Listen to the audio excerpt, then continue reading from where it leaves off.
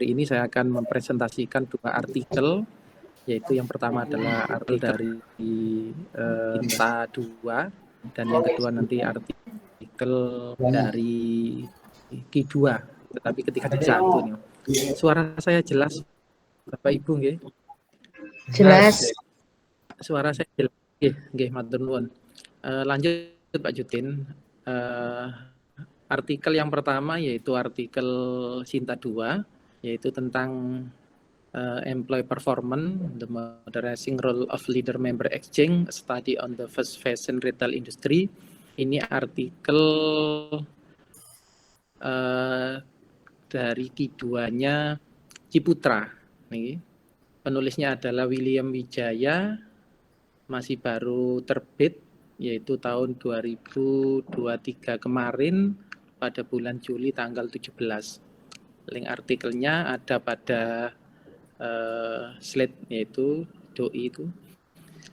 Ini untuk jurnal manajemen dan kewirausahaan. Ada pada jurnal manajemen dan kewirausahaannya untuk Sinta 2-nya dari Universitas Kristen Petra itu. Selanjutnya latar belakang daripada artikel Employee Performance the Modernizing Role of Leader Member Aging ini, yaitu fenomenanya adalah penelitian ini mengamati kinerja karyawan di sektor retail, khususnya industri pakaian cepat ganti. Itu maksudnya adalah perubahan mode pakaian. Yang diteliti itu adalah industri pada perusahaan baju yang merupakan salah satu sektor ekonomi yang penting dan berkembang di Indonesia. Kedua, fenomena berhubungan antara kepuasan kerja, perilaku kerja kontraproduktif. Untuk perilaku kerja kontraproduktif ini bisa diartikan penyimpangan perilaku kerja atau bahasanya adalah CWB biasanya, dan perilaku kewarganegaraan organisasi atau UCB. Itu sebenarnya bahasa patennya kepedulian terhadap pekerjaan di luar pekerjaannya sendiri gitu. Dan pertukaran pemimpin dan anggota, hubungan antara pimpinan dan anggota atau member exchange, yang merupakan faktor-faktor yang mempengaruhi kinerja karyawan. Itu untuk variabel-variabel nanti yang dianalisis, yaitu kepuasan kerja, perilaku kerja yang menyimpang, perilaku kerja yang positif dalam organisasi, dan hubungan antara pimpinan dan bawahan yang nantinya akan mempengaruhi kinerja karyawan. Itu yang ada pada jurnal ini. Untuk gap penelitian ini mengisi celah pengetahuan di sektor retail, yaitu retail pada konveksi atau pada fashion, dengan mengeksplorasi hubungan antara variabel-variabel tersebut atau variabel-variabel yang barusan disebutkan, yaitu kepuasan kerja terhadap kinerja, perilaku kerja negatif dan perilaku kerja positif, dan juga hubungan antara pimpinan dan bawahan. Dan menguji peran yang dimoderasi nanti oleh LMX. Singkatannya adalah MLX, untuk pertukaran pemimpin dan anggota atau hubungan antara pimpinan dan anggota. Yang kedua, dari gap penelitian ini dalam mengisi celah pengetahuan dengan menggunakan sampel yang spesifik, yaitu karyawan dari industri retail pakaian cepat ganti gitu. Ini memang bahasa translate, jadi retail cepat ganti itu sebenarnya pakaian cepat ganti dalam artian perubahan-perubahan pakaian, percepatan fashion, percepatan mode pakaian itu yang diteliti, yang belum banyak diteliti sebelumnya. Novelty pada jurnal ini, pada artikel ini adalah penelitian ini memiliki kebaruan dari aspek karakteristik sampel yang spesifik karyawan pada industri retail cepat ganti atau fashion, atau pada fashion atau mode baju tersebut.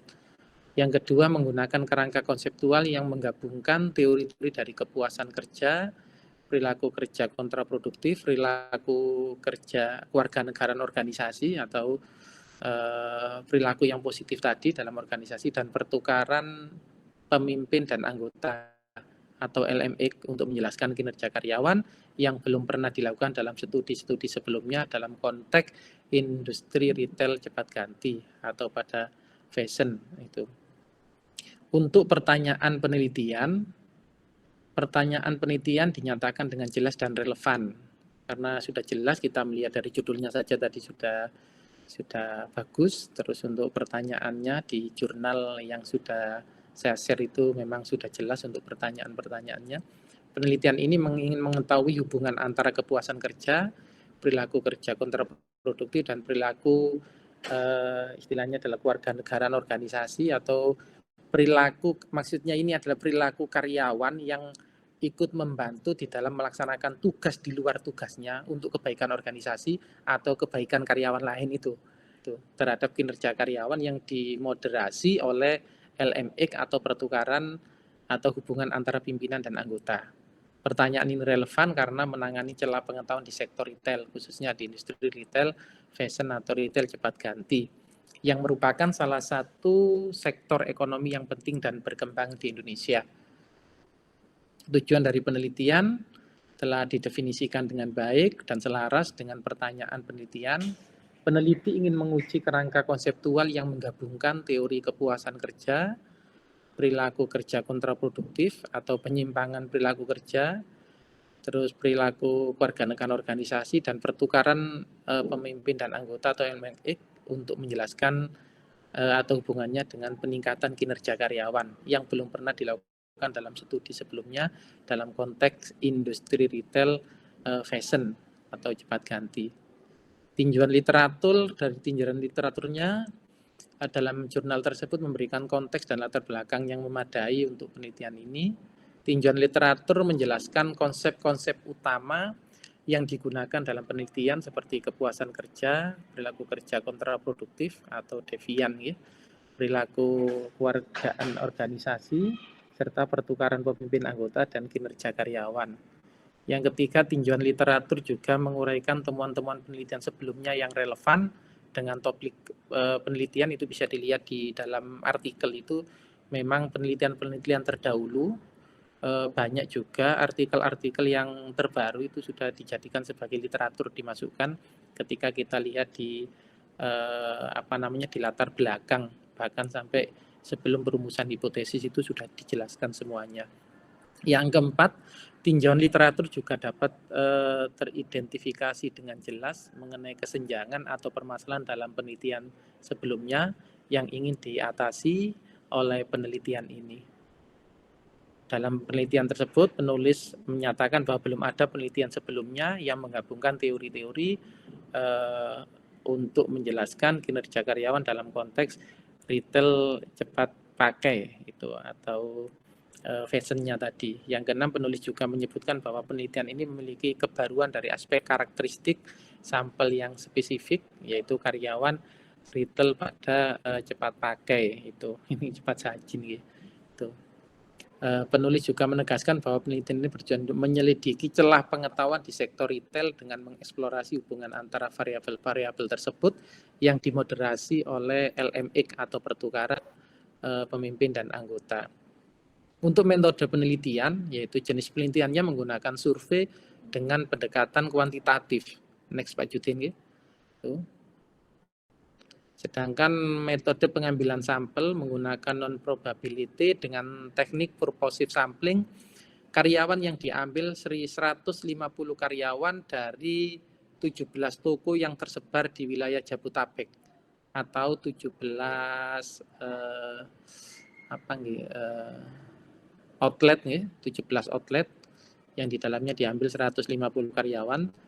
Tidak disebutkan setiap toko itu di dalam artikel ini tidak disebutkan berapa jumlah tiap tokonya, tetapi disebutkan hanya ada 17 toko dan karyawan yang diambil 150. Itu yang di artikel yang hanya disebutkan itu. Yang umurnya atau usia yang diambil sampel itu adalah 18 sampai 35 tahun dan memiliki pengalaman kerja minimal 6 bulan. Ini ditentukan bahwa sampel atau responden yang dikasih kuesioner ditentukan dengan kriteria minimal bekerja di toko tersebut sudah 6 bulan minimal dan umurnya 18 sampai 35 tahun. Insya Allah Kalau umur seperti ini sudah bisa memahami isi kuesioner. Yang Pak Herman kemarin itu umur 7 tahun kayaknya dikasih kuesioner Pak Herman gitu. Untuk waktu penelitian di sini penelitiannya dimulai bulan September hingga bulan Desember. Jadi ada periode penelitian sekitar 4 bulan. Itu. Untuk analisisnya menggunakan SEM-PLS dengan tool Smart PLS versi 333 dengan 3 tahapan proses pengujian, yaitu uji model luar, uji model dalam, dan uji hipotesis. Itu. Selanjutnya analisis dan hasil data. Hasil penelitian disajikan secara objektif dan komprehensif, jelas, termasuk dengan menggunakan berbagai metode statistik untuk menguji hipotesis dan mengukur hubungan antara variabel.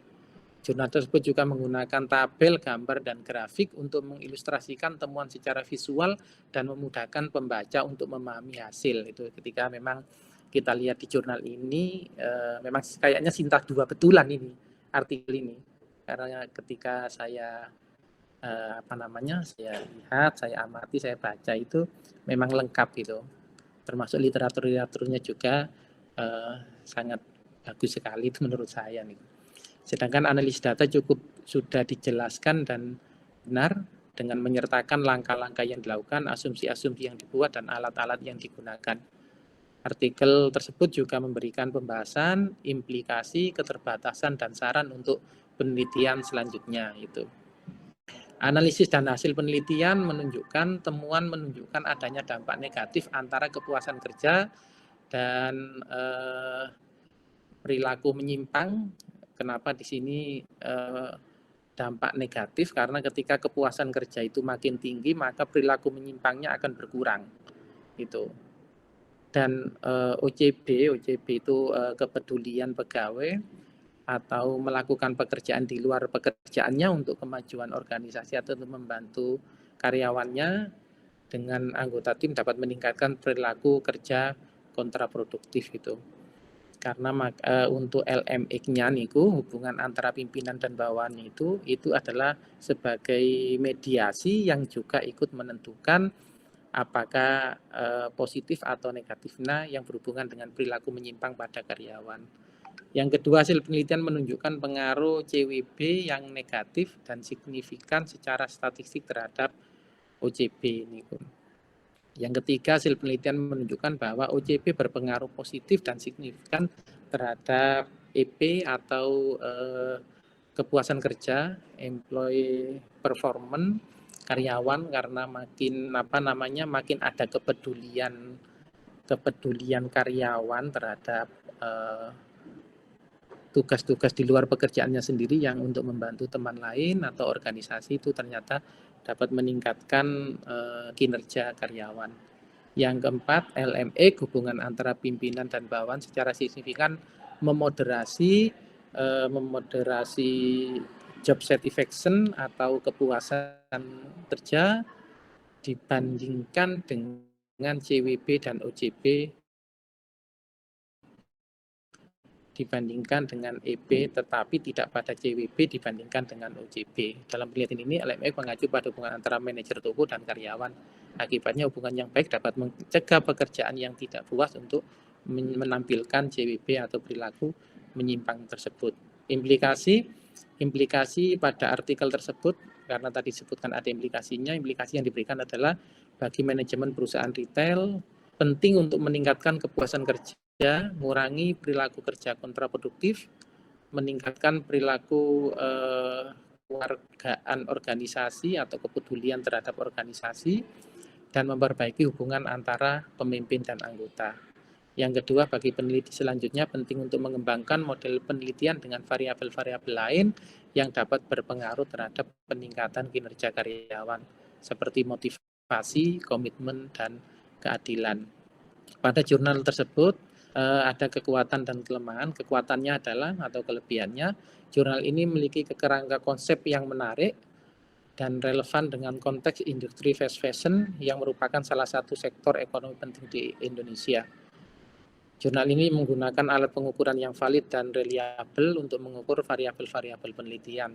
seperti skala kepuasan kerja, skala perilaku kerja kontraproduktif, skala perilaku warga organisasi, skala pertukaran pemimpin anggota, dan skala kinerja karyawan. Yang ketiga, jurnal ini menemukan hasil yang signifikan dan konsisten dengan hipotesis penelitian, yaitu bahwa kepuasan kerja berpengaruh negatif dengan perilaku kerja kontraproduktif. Perilaku kerja kontraproduktif berpengaruh terhadap perilaku kewargaan organisasi, dan perilaku kewargaan organisasi berpengaruh positif terhadap kinerja karyawan. Juga pertukaran pemimpin anggota memoderasi pengaruh kepuasan kerja terhadap perilaku kerja kontraproduktif dan kinerja karyawan, tetapi tidak memoderasi pengaruh perilaku kerja kontraproduktif terhadap perilaku kewargaan organisasi. Jurnal ini memberikan implikasi teoritis dan praktis yang bermanfaat bagi peneliti dan praktisi di bidang manajemen sumber daya manusia, khususnya di bidang industri fast fashion. Kelemahan yang ada pada jurnal ini, yang pertama adalah jurnal ini memiliki batasan dalam hal generalisasi hasil, karena menggunakan sampel yang terbatas pada karyawan dari 17 outlet fast fashion di Jabodetabek saja. Oleh karena itu, hasil penelitian mungkin tidak dapat diterapkan pada konteks yang berbeda, seperti outlet fast fashion di daerah lain atau industri retail lainnya. Yang kedua, kelemahan dari jurnal ini tidak menjelaskan secara rinci proses pengambilan sampel dan teknik yang digunakan, seperti apakah random atau non-random, dan bagaimana menentukan ukuran sampel yang sesuai. Hal ini dapat mempengaruhi validitas eksternal pada penelitian ini. Yang ketiga, kelemahannya adalah jurnal ini tidak menguji asumsi-asumsi statistik yang diperlukan untuk menggunakan model persamaan struktural parsial, least square, seperti normalitas data, multi-call, heteroskidaksitas, dan autokorelasi. Hal ini dapat mempengaruhi validitas internal penelitian ini. Jurnal ini tidak menyertakan tabel atau gambar yang dapat membantu pembaca untuk memahami hasil analisis data secara lebih mudah dan visual. Itu untuk jurnal artikel yang pertama dari Q2. Selanjutnya untuk artikel yang kedua, penelitian kajiannya adalah tentang open inovasi, the missing nexus between entrepreneur orientation, total quality management and performance of SMEs. Ini kalau saya sebenarnya mencari dari Q2, ternyata kemarin saya cek lagi, ternyata kok Q1 itu. Apakah memang saya yang salah ngecek atau gimana? Untuk Journal of Innovation and Entrepreneurship, ini ternyata masuk di Q1 itu. Itu yang penulisnya adalah Musarraf Asad, Muhammad Uzair Asif, Muhammad Ali bin Ali Sulaiman, Mr. Sahid Satar, dan Gada Al-Arif. Jurnal ini juga termasuk, artikel ini juga termasuk artikel baru, yaitu tahun 2023 itu. Ini 2023 baru termasuk baru ya. Untuk Q-nya masuk Q1, SJR-nya 2022 dengan nilai 0,96 gitu. Next Pak Judin, latar belakang dari jurnal. Ini fenomena, jurnal ini membahas fenomena open inovasi yang semakin penting dalam 2 dekade terakhir, terutama dalam konteks manajemen pengetahuan di UMKM. Fenomena lain yang dibahas adalah orientasi kewirausahaan dan manajemen TQM, Total Quality Management, yang berperan dalam kinerja UMKM. Gap dalam penelitian ini, penelitian sebelumnya telah membahas hubungan antara EQ, TQM, dan kinerja UMKM secara terpisah. Namun belum ada penelitian yang mengkaji ketiganya secara bersamaan. Selain itu, peran mediasi open inovasi antara EO, TQM, dan kinerja UMKM juga belum banyak diteliti, terutama di negara-negara berkembang. Next Pak Judin.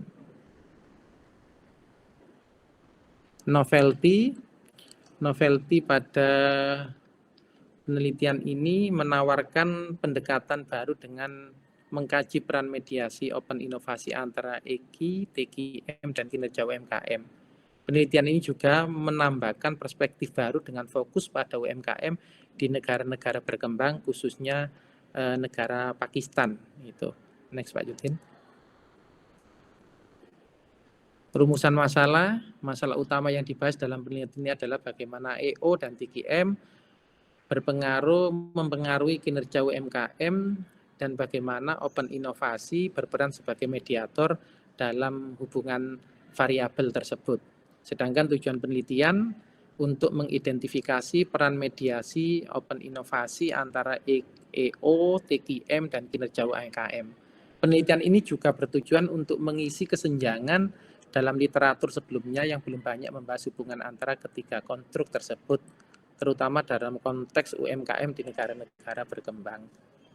Next, Pak Yudin.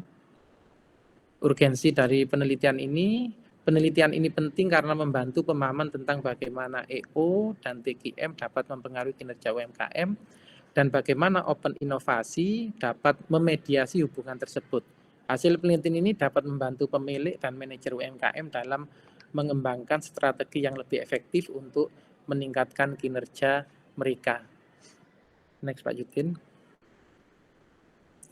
Tinjauan literatur memberikan konteks dan latar belakang yang memadai untuk penelitian ini.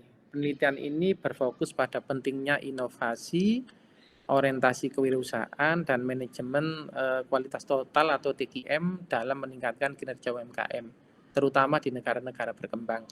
Penelitian ini juga menyoroti pentingnya pengetahuan dan manajemen pengetahuan dalam proses inovasi. Jurnal ini juga mengidentifikasi kesenjangan dalam penelitian sebelumnya, meskipun orientasi kewirausahaan dan manajemen total quality telah diteliti secara terpisah dalam konteks kinerja UMKM. Penelitian ini mencatat bahwa belum ada penelitian yang menganalisis keduanya secara bersama-sama. Selain itu, penelitian ini mencatat bahwa peran mediasi inovasi terbuka antara orientasi kewirausahaan dan manajemen total quality dan kinerja UMKM belum banyak mendapatkan perhatian, terutama dalam konteks negara-negara berkembang. Dengan demikian, penelitian ini bertujuan untuk mengisi kesenjangan ini dengan menguji peran mediasi inovasi terbuka antara orientasi kewirausahaan, TQM, dan kinerja UMKM khususnya di negara Pakistan. Lanjut, Pak Yudin. Metode penelitian ini dijelaskan dengan baik metodenya dan tepat untuk menjawab pertanyaan penelitian menggunakan model persamaan struktural atau SEM untuk mengevaluasi hubungan antara variabel atau data yang dikumpulkan dari 270 UKM dengan menggunakan kuesioner yang telah diadopsi. Strategi pengambilan sampel dijelaskan dengan jelas, di mana penelitian ini mengambil sampel dari UMKM yang beroperasi di kota Sialkot, Pakistan. Sialkot merupakan pusat utama sektor UMKM dan kota ekspor terbesar kedua di Pakistan. Ukuran sampel yang digunakan dalam penelitian ini sebanyak 270 UMKM. Dianggap cukup untuk menghasilkan temuan yang valid dan dapat diandalkan. Metode pengumpulan data dirancang dengan baik, menggunakan kuesioner yang telah diadopsi dari penelitian sebelumnya untuk mengukur variabel yang relevan. Teknik statistik yang digunakan dalam penelitian ini adalah model persamaan struktural atau SEM yang sesuai untuk menganalisis data yang dikumpulkan. Model ini memungkinkan peneliti untuk menguji hubungan antara variabel secara simultan dan mengukur efek mediasi dari inovasi terbuka antara orientasi kewirausahaan, TQM, dan kinerja UMKM. Lanjut, Pak Yudin. Analisis dan hasil penelitian menunjukkan bahwa EO, orientasi kewirausahaan, dapat meningkatkan kinerja. Yang kedua, mengungkapkan bahwa TQM juga memiliki dampak yang signifikan terhadap kinerja. Yang ketiga, hasil penelitian mengungkapkan bahwa EO dan TQM kedua-duanya signifikan. Yang keempat, peran mediasi inovasi terbuka antara praktek TQM dan kinerja juga signifikan. Peran mediasi inovasi terbuka antara EO dan kinerja juga ditemukan signifikan. Lanjut, Pak Yudin. Implikasi praktis dan penerapan dari temuan penelitian diantaranya sebagai berikut: orientasi kewirausahaan atau entrepreneur orientation dan manajemen kualitas total TQM memiliki dampak signifikan terhadap kinerja UMKM. Oleh karena itu, pemilik dan manajer UMKM harus mempertimbangkan untuk menerapkan praktik yang berorientasi pada pelanggan dengan cara dengan cara yang wirausaha untuk mencapai tingkat kinerja yang lebih tinggi. Yang kedua, inovasi terbuka berperan sebagai perantara dalam hubungan antara orientasi kewirausahaan dan kinerja UMKM serta antara manajemen kualitas, total quality dan kinerja UMKM. Ini menunjukkan bahwa inovasi terbuka dapat membantu meningkatkan dampak orientasi kewirausahaan dan manajemen kualitas total atau total quality terhadap kinerja UMKM. Yang ketiga, penelitian ini menunjukkan bahwa UMKM di negara berkembang seringkali tidak menyadari pentingnya inovasi terbuka. Oleh karena itu, ada kebutuhan untuk meningkatkan kesadaran dan pemahaman tentang inovasi terbuka di kalangan UMKM di negara-negara berkembang. Yang keempat, penelitian ini juga menunjukkan bahwa orientasi kewirausahaan dan manajemen kualitas total dapat memiliki dampak sinergis terhadap kinerja UMKM ketika dianalisis bersama-sama. Oleh karena itu, pemilik dan manajer UMKM mungkin perlu mempertimbangkan untuk menerapkan kedua pendekatan ini secara bersamaan untuk mencapai peningkatan kinerja yang lebih besar. Penelitian ini menunjukkan bahwa ada kebutuhan untuk penelitian lebih lanjut tentang peran manajemen kualitas total dalam mencapai kinerja organisasi, khususnya di konteks UMKM di negara-negara berkembang. Selanjutnya, Mbak Judin. Kekuatan dari penelitian ini, artikel ini menawarkan penelitian yang mendalam dan komprehensif tentang peran inovasi terbuka, orientasi kewirausahaan, dan manajemen kualitas total dalam kinerja UMKM. Ini memberikan wawasan berharga bagi praktisi dan akademisi dalam bidang ini. Yang kedua, penelitian ini menggunakan model persamaan struktural yang merupakan metode yang kuat dan andal untuk membangun teori dan menguji hipotesis. Yang ketiga, artikel ini juga mencakup sampel yang cukup besar, yaitu 270 UMKM yang dapat meningkatkan keandalan dan validitas temuan. Yang keempat, penulis telah melakukan validasi konten yang baik dengan memastikan item loading, cronbach alpha, reliabilitas komposit, dan average variance extracted atau AV. Lanjut Pak Judin, kelemahannya. Kelemahan dalam artikel ini, meskipun penelitian ini berfokus pada UMKM di Pakistan, aplikabilitas temuan ini mungkin terbatas pada konteks geografis dan budaya lain. Penelitian ini menggunakan data lintas sektoral yang mungkin tidak mencerminkan perbedaan sektoral yang signifikan dalam orientasi kewirausahaan, manajemen kualitas total, dan kinerja. Penelitian ini menggunakan data cross-seksional yang membatasi kemampuan untuk menarik kesimpulan tentang hubungan sebab akibat. Yang keempat, meskipun penelitian ini mencakup beberapa faktor yang mungkin mempengaruhi kinerja UMKM, ada banyak faktor lain yang mungkin juga relevan tetapi tidak dijelajahi dalam penelitian ini, seperti lingkungan regulasi, akses ke modal, dan keterampilan manajemen. Mungkin itu, terima kasih yang dua jurnal yang bisa saya sampaikan, kurang lebihnya mohon maaf. Terima kasih. Ya, terima kasih Pak Lutfi. Selanjutnya kepada Bapak Sued, kami persilakan. Bisa dibantu Pak Judin untuk presentasinya.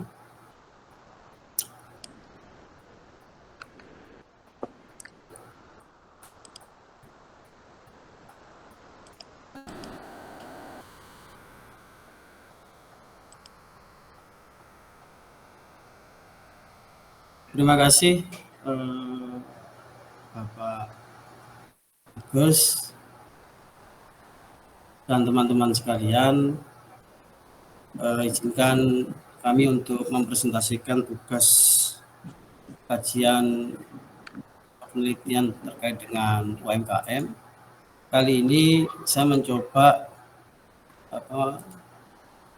mempresentasikan hasil jurnal yang sudah kami teliti, yang terkait dengan jurnal pertama terkait dengan kepemimpinan, strategic entrepreneurship mindset, strategic entrepreneurship leadership, dan entrepreneur value creation of SMS in Java Indonesia, a strategic entrepreneurship perspective. Jadi penelitian pertama ini membahas tentang mindset kewirausahaan strategis, kemudian terkait juga kepemimpinan kewirausahaan strategis, dan penciptaan nilai kewirausahaan UMKM di Jawa Timur, Indonesia dalam perspektif kewirausahaan strategis. Di artikel yang pertama ini sebenarnya terkait dengan investigasi teori-teori dari literatur kewirausahaan strategis yang berkaitan dengan mindset, kemudian kepemimpinan, dan penciptaan nilai kewirausahaan. Dan di jurnal ini teridentifikasi Q1 dan termasuk jurnal yang mungkin sudah memenuhi kualifikasi, dan saya lihat beberapa hasil penelitiannya juga sangat bagus. Dari sisi judul, insya Allah ini sudah bisa kita gambarkan ringkas, terus kemudian juga mencerminkan isi jurnal dari dari judul yang sudah ditampilkan tersebut. Yang kedua, terkait dengan rumusan masalah dan tujuan penelitian ini juga dinyatakan jelas oleh peneliti. Kemudian tujuan penelitian juga sejalan dengan pertanyaan penelitian, yakni menggali bagaimana pola pikir atau mindset kewirausahaan strategis dan kepemimpinan kewirausahaan strategis dapat mempengaruhi penciptaan nilai kewirausahaan dalam konteks UKM di Jawa Timur. Next, Pak Judin. Di latar belakang dalam artikel ini ada beberapa fenomena yang ditampilkan. Yang pertama itu terkait dengan gambaran pada tahun sebelumnya, yakni COVID, karena ini dibuat tahun 2022. Ini memang banyak sekali UMKM yang pasang surut, maka diperlukan lebih banyak terkait penelitian untuk menciptakan kesuksesan bagi UKM agar dapat terus berkembang dan pulih dari krisis pada waktu COVID di tahun 2002 kemarin. Kemudian juga fenomena yang kedua, ini banyak sekali perusahaan yang menggunakan keahlian di perusahaan tersebut untuk mendapatkan keuntungan sekaligus mengeksplorasi kemungkinan-kemungkinan baru. Dan ini UKM harus belajar dari perusahaan-perusahaan tersebut untuk mengintegrasikan kewirausahaan strategis agar memiliki posisi yang baik untuk menciptakan nilai melalui mindset kewirausahaan strategis dan kepemimpinan kewirausahaan strategis. Kemudian di gap penelitian dalam jurnal tersebut juga menyebutkan bahwa banyak sekali penelitian sebelumnya, namun terkait dengan kepemimpinan kewirausahaan strategis sebagai variabel mediasi ini masih sedikit untuk diteliti.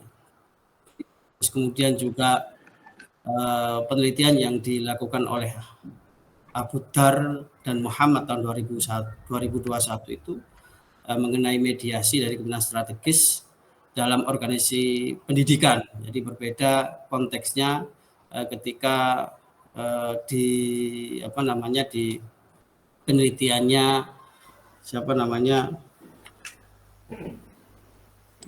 Florentika Hanif dan Justinus Budi dan lain sebagainya.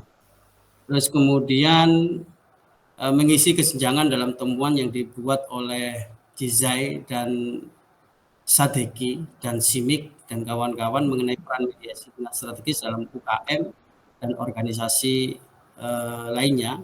Kemudian yang keempat, menyelidiki integrasi kewirausahaan strategis ke dalam berbagai sektor organisasi yang penting, termasuk jaringan dan aliansi eksternal, perusahaan dan pembelajaran, inovasi dan internasionalisasi.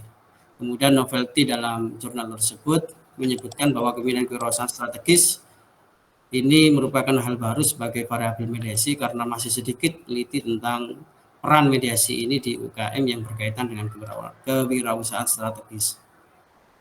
Itu yang berkaitan dengan di latar belakang. Kemudian di tinjauan literatur ini disebutkan bahwa dalam penelitian tersebut berfokus pada teori-teori klasik, yakni teori kontingensi dan kesesuaian strategis, dan teori-teori inovatif seperti kewirausahaan budaya dan pendorong model bisnis. Kemudian juga di literatur tersebut mengintegrasikan, memperluas dan menguji teori dan penelitian dari kewirausahaan dan manajemen strategis dari perspektif berbasis sumber daya, pembelajaran organisasi, dan pendekatan kelembagaan. Kemudian juga terdapat kesenjangan atau permasalahan di jurnal tersebut, yakni di penelitian dulu, di penelitian sebelumnya memang banyak dampak pada kinerja perusahaan, termasuk yang berkaitan dengan mindset kewirausahaan tadi. Terus kemudian di penelitian ini perbedaannya adalah berdampak pada penciptaan nilai. Kalau di penelitian sebelumnya itu berdampak pada kinerja, tapi di di penelitian ini dampaknya pada penciptaan nilai kewirausahaan melalui pengaruh mindset kewirausahaan strategis dan kemungkinan kewirausahaan strategis sebagai variabel mediasi. Kemudian juga kewirausahaan strategis melalui pola pikir dan kemungkinan yang relevan dapat menambah nilai baru pada kegiatan individu atau kelompok untuk menghasilkan barang dan jasa yang lebih cepat, tepat, efisien, berkualitas tinggi, responsif, dan lebih mudah beradaptasi di UKM. Next, Pak Judin. Tinjauan pustaka dalam pengembangan hipotesis, ini ada beberapa literatur yang sudah kami rangkum, baik terkait dengan pola mindset kewirausahaan strategis dan pembinaan kewirausahaan strategis, mulai dari Diduk, Omotoso, terus kemudian Oiba dan lain sebagainya. Terus kemudian di hipotesis kedua itu juga mencantumkan jurnalnya Anderson, B.S. Esima, terus kemudian Voss dan lain sebagainya dan kawan-kawan. Kemudian kepemimpinan kewirausahaan strategis dan penciptaan nilai kewirausahaan, ini juga jurnalnya sudah tercantum, ada 5 jurnal yang dijadikan referensi. Kemudian hipotesis yang terakhir terkait dengan pola pikir kewirausahaan strategis, kepemimpinan kewirausahaan strategis dan penciptaan nilai kewirausahaan, ini mengacu pada jurnalnya Kahle, terus kemudian Marcon, Gezi, Frank, dan lain sebagainya. Terus next, Pak Judin.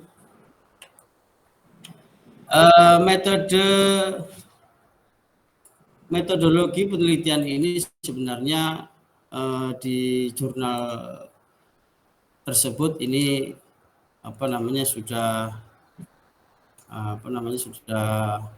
tepat, ya, artinya di situ pendekatan yang dipakai oleh peneliti yaitu pendekatan kuantitatif dengan desain cross seksional dengan metode survei. Terus kemudian penelitian ini juga dilakukan di sektor UKM di wilayah Jawa Timur. Kemudian sampel ini sebanyak 85 UKM dengan menggunakan metode pengambilan sampel non-prioritas dengan teknik proporsive sampling. Terus kemudian juga dalam proses pengumpulan data ini juga di penelitian ini melibatkan penyebaran kuesioner secara langsung kepada pemilik UKM. Terus kemudian analisis data yang dilakukan menggunakan pengukuran SEM dan PLS, termasuk mencakup nilai analisis model luar, model dalam, inner model, outer model, terus kemudian pengujian mediasi dan pengujian hipotesis.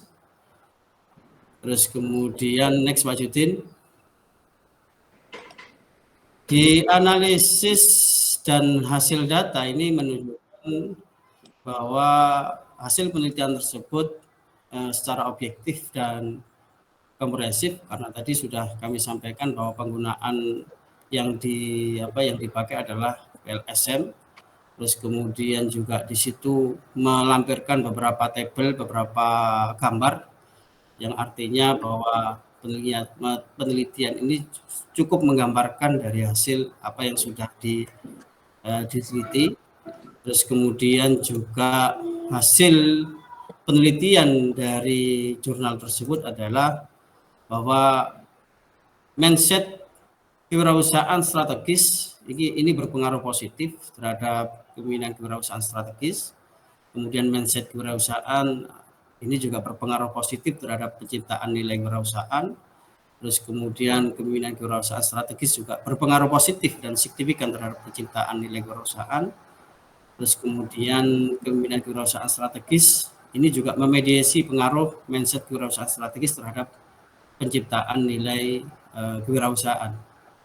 Nah, di sini dari hasil tersebut tentunya bisa kita simpulkan bahwa UKM dapat menciptakan nilai kewirausahaan melalui manfaat dan nilai tambah bagi individu, organisasi, dan lingkungan sosial yang berkontribusi pada kemajuan dan keberlanjutan yang akan membantu perekonomian Indonesia dan memberikan informasi bagi para pengambil keputusan. Next, Pak Judin.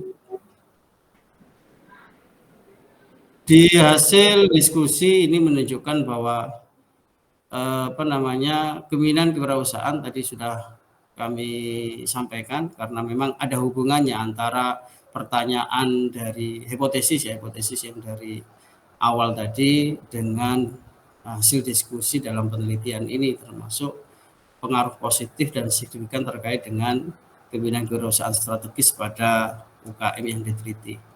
Kemudian di penelitian ini juga memberikan perbandingan atau dikomparasikan dengan penelitian sebelumnya, termasuk hasil dari penelitian Al-Kersi, terus kemudian Purwati, Jordevic, dan lain sebagainya. Terus kemudian penelitian ini juga mendukung hasil penelitian sebelumnya yang menunjukkan keterkaitan mindset kewirausahaan strategis dengan kepemimpinan strategis dalam kewirausahaan baik di Eropa maupun di Asia. Terus kemudian terkait dengan pengakuan keterbatasan, memang di penelitian tersebut peneliti mengakui bahwa penelitian yang dilakukan itu ada keterbatasan terkait dengan sampel yang menjadi penelitian tersebut. Terus kemudian juga keterbatasan dibahas untuk memberikan konteks yang lebih jelas terkait generalisasi hasil penelitian.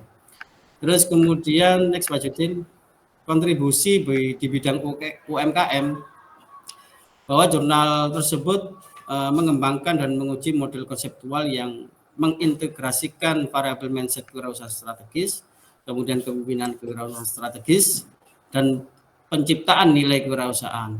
Penelitian ini juga menambahkan pengetahuan tentang bagaimana UMKM di Jawa Timur ini dapat meningkatkan kinerja dan keberlanjutan melalui kewirausahaan strategis. Kemudian pentingnya penelitian ini juga diungkapkan bahwa penelitian ini mempunyai nilai manfaat baik bagi para pemilik dan manajer UMKM dan juga pembuat kebijakan dan juga para peneliti. Penulis juga menunjukkan relevansi penelitian ini dengan tantangan dan peluang yang dihadapi oleh UMKM di Indonesia, terutama pada masa COVID-19. Kredibilitas dan validitas ini sudah sesuai, artinya jelas di situ dalam metode penelitian di jurnal tersebut ini disebutkan dengan jelas. Ya, tadi sudah kami sampaikan. Next Pak Judin. Terus kemudian terkait dengan kejelasan dan presentasi, kalau dilihat dari dari konteks jurnalnya ini juga menggunakan bahasa Inggris karena memang jurnal ini sebenarnya yang membuat adalah dari beberapa universitas termasuk Universitas Katolik Widya Mandala. Jadi penelitian ini semuanya yang meneliti adalah orang-orang dari Indonesia, baik ada yang dari Fakultas Bisnis, Fakultas Manajemen, dan Fakultas Psikologi. Terus kemudian konsep gagasan dan argumen yang disajikan juga jelas, artinya di situ terkait dengan latar belakang, tujuan dan penelitian ini disebutkan dengan jelas. kemudian juga mereview literatur yang relevan, baik terkait dengan mindset pimpinan strategis, kepemimpinan kewirausahaan strategis, dan penciptaan nilai. Itu sudah beberapa referensi dan literatur yang dijelaskan juga dalam jurnal tersebut, dan juga menyajikan hasil dan pembahasan yang mendetail dan kritis, karena di situ juga mengkomparasikan dibandingkan dengan penelitian sebelumnya. Kemudian di penelitian tersebut juga menyimpulkan temuan implikasi yang jelas. Next, Pak Judin. Terus kemudian referensi dan implikasi praktis. Ya, referensi ini jelas di situ dijelaskan, beliau mengutip berbagai macam sumber seperti karya Erland termasuk teori-teori kontingensi tadi. Terus kemudian juga sesuai dengan standar pengutipan akademis. Kemudian implikasi praktisnya adalah memberikan kontribusi pada literatur terkait pengujian variabel mediasi, dan juga implikasinya terhadap penerapan pola pikir kewirausahaan strategis, kepemimpinan kewirausahaan strategis, dan penciptaan nilai UKM mengikuti teori kewirausahaan yang dikembangkan oleh para ahli sebelumnya, termasuk diantaranya ada Erland, Heath, kemudian si Brondu, kemudian Aga Muhannad dan Afora, dan lain sebagainya. Next, Pak Judin. Untuk penelitian masa depan, karena di jurnal tersebut juga disebutkan bahwa ada beberapa rekomendasi yang bisa diteliti di masa yang akan datang, termasuk salah satunya adalah penelitian berfokus pada kondisi dan lingkungan UKM di negara berkembang di era VUCA, ya, karena memang perkembangan di sektor UKM ini memang sangat dinamis dan memang membutuhkan banyak penelitian di bidang kewirausahaan. Terus kemudian perlu memperbanyak penelitian terkait variabel mediasi yang dapat memperkaya dan memperkuat teori dan pengukuran pada kondisi UKM mengenai peran pemimpin kewirausahaan strategis. Next, Pak Judin. Di penelitian tersebut juga disebutkan beberapa kekuatan dan kelemahan.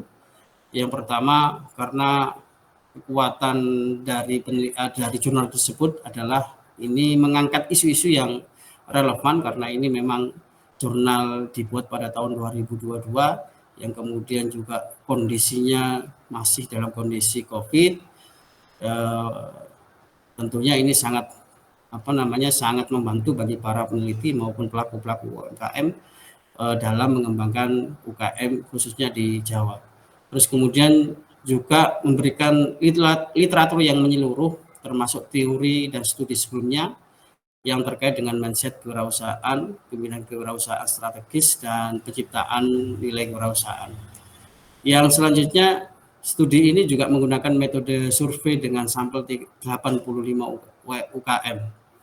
Yang menjadi pertanyaan bagi saya itu kenapa hanya dengan sampel 85 UKM ini sudah masuk di di Q1. Ya, ini mohon nanti teman-teman bisa menjelaskan ini.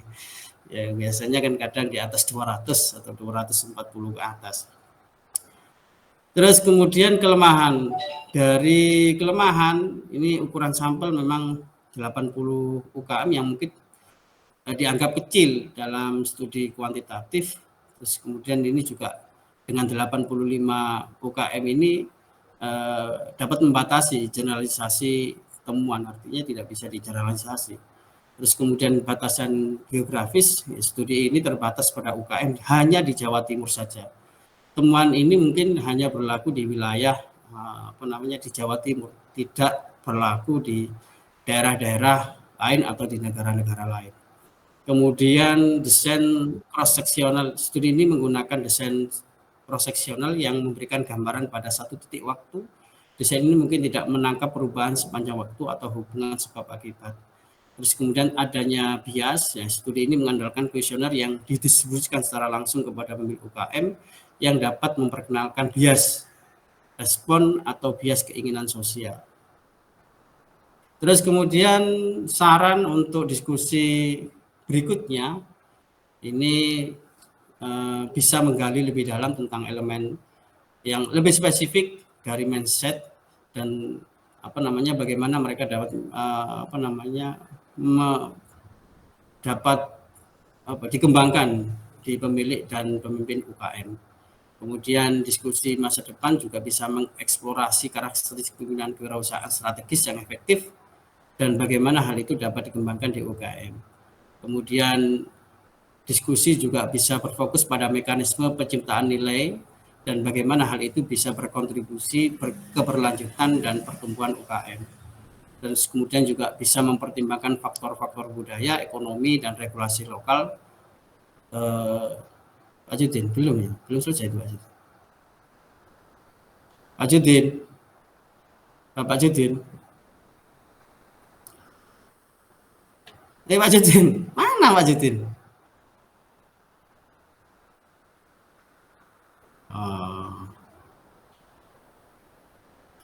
Kemudian yang itu ya beberapa hal yang terkait dengan saran untuk diskusi akademis. Terus kemudian untuk artikel yang kedua, ini terkait dengan the impact of entrepreneurial leadership on SMS performance, the mediating effect of organizational factor.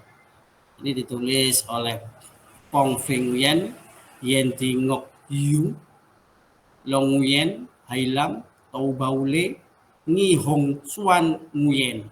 Ini ditulis pada tahun 2021 dan masuk dalam kategori Q1.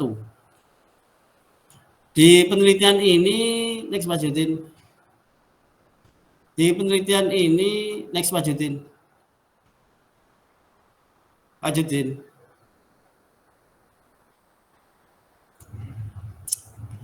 Pak Judin.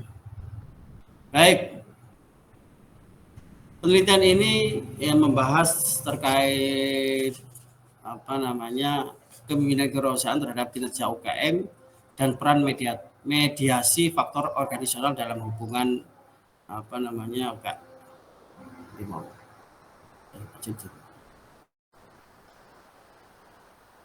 Next Pak Judin. Artinya di latar belakang di judul insya Allah sudah ringkas ya, deskriptif dan mencerminkan isi jurnal dengan jelas, dan kemudian judul juga terkait mengidentifikasi tentang kepemimpinan kewirausahaan terhadap kinerja UMKM. Terus kemudian di fenomena yang ditulis pada jurnal tersebut adalah studi ini mengamati fenomena dampak kepemimpinan kewirausahaan, orientasi kewirausahaan, dan kemampuan inovasi teknologi terhadap kinerja perusahaan IT dan menengah. Kemudian juga studi ini juga mengamati efek mediasi faktor organisasi internal terhadap hubungan antara kepemimpinan kewirausahaan dan kinerja UMKM. Penelitian sebelumnya belum secara simultan meneliti orientasi kewirausahaan, kepemimpinan kewirausahaan, dan kinerja bisnis dan mediator. Kemudian studi ini juga mencatat bahwa ada keterbatasan dalam memeriksa hubungan antar faktor-faktor ini dalam konteks bisnis yang berbeda dan faktor mediasi yang sesuai. Kemudian novelty dalam jurnal tersebut juga menyebutkan penelitian empiris tentang efek kepemimpinan kewirausahaan, orientasi kewirausahaan, dan kemampuan inovasi teknologi pada kinerja UKM dengan mempertimbangkan efek mediasi dari faktor-faktor organisasional internal. Kemudian penelitian ini juga dipandang unik karena memang fokus pada UKM IT yang beroperasi di Quang Trung Software City, Ho Chi Minh City, Vietnam. Sebuah konteks yang mungkin sampai detik ini masih jarang diteliti. Next Pak Judin.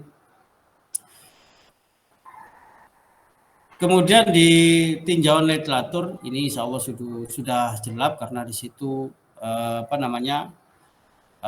konsep-konsep kunci telah diuraikan, termasuk kepemimpinan kewirausahaan, orientasi kewirausahaan, terus kemudian kreativitas tim, kemampuan dinamis dan keunggulan kompetitif, dan kinerja bisnis. juga di situ menjelaskan tentang teori-teori yang relevan, termasuk diantaranya ada teori sumber daya, teori kewirausahaan, dan teori kemampuan dinamis. Kemudian juga menunjukkan hubungan antara variabel penelitian dan hipotesis yang diajukan. Terus kemudian terdapat identifikasi yang jelas mengenai kesenjangan. Di antaranya adalah mengidentifikasi penelitian sebelumnya belum banyak meneliti dampak kepemimpinan kewirausahaan pada kinerja UKM termasuk di sektor IT. Kemudian juga penelitian sebelumnya belum banyak meneliti peran mediasi dari faktor-faktor organisasi internal seperti orientasi kewirausahaan, kreativitas tim, kemampuan dinamis, dan keunggulan kompetitif dalam hubungan antara kepemimpinan kewirausahaan dan kinerja UKM. Kesenjangan berikutnya belum banyak meneliti tentang konteks Vietnam sebagai negara berkembang dengan lingkungan bisnis yang dinamis dan kompetitif. Next, Pak Judin. Metodologi ini juga jelas, artinya di situ dijelaskan dengan baik dan tepat untuk menjawab pertanyaan penelitian. Di metodologi itu juga penelitiannya menggunakan pendekatan kuantitatif dan menggunakan analisis SAMPLS. Terus kemudian juga peneliti menjelaskan tentang validitas dan reliabilitas. Terus kemudian strategi pengambilan sampelnya juga jelas, artinya peneliti juga menyebarkan 182 kuesioner ke UKM IT yang ada di Vietnam. Kemudian metode yang dirancang itu juga bisa termasuk baik dan dapat diandalkan. Kemudian teknik statistik analisis sesuai data, ya, artinya ada kesesuaian antara analisis dengan isi pertanyaan dan tujuan dari penelitian. Next, Mas Yudin. Hasil dan analisis dan hasil data ini dijelaskan dan disajikan secara objektif dan komprehensif, artinya di analisis tadi metode yang digunakan itu konsisten dalam menganalisis data dan menguji hipotesis. Kemudian juga analisis data cukup dijelaskan dan dibenarkan karena langkah-langkah dalam penelitian, dalam metode penelitian itu juga jelas. Kemudian juga jurnal tersebut juga memberikan alasan memilih metode PLSM dan bagaimana mereka menentukan ukuran sampel, indikator reflektif dan formatif, dan kriteria validitas dan reliabilitas. Kemudian hasil temuan ini juga ditafsirkan secara logis dan berhubungan dengan pertanyaan penelitian. Terus kemudian juga hasil juga dibandingkan dan dikontraskan dengan literatur atau hasil penelitian sebelumnya, dan juga keterbatasan penelitian di situ juga disebutkan dalam jurnal tersebut. Next, Pak Judin. Kontribusi di bidang UMKM, tentunya penelitian ini mempunyai satu manfaat bagi para pelaku UMKM, karena di situ juga membahas atau menguji pengaruh pimpinan kewirausahaan terhadap kinerja UKM dengan memasukkan faktor organisasi internal sebagai mediator. Kemudian penelitian ini juga memberikan bukti empiris tentang peran kreativitas tim, kemampuan dinamis, dan keunggulan bersaing dalam meningkatkan kinerja UKM. Kemudian penelitian ini juga memberikan pemahaman yang lebih mendalam tentang konteks UKM IT di Vietnam. Terus kemudian next, Pak Judin.